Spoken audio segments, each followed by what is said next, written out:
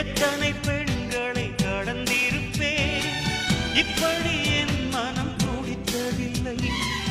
இமைகள் இரண்டையும் திருடிக் கொண்டு உறங்கச் சொல்வதில் நியாயமில்லை. நீ வருவாயோ இல்லை மறைவாயோ, ஏ ஏ ஏ ஏ தன்னை தருவாயோ இல்லை கரைவாயோ. உன்னை பார்த்த பின்பு நானாக இல்லையே.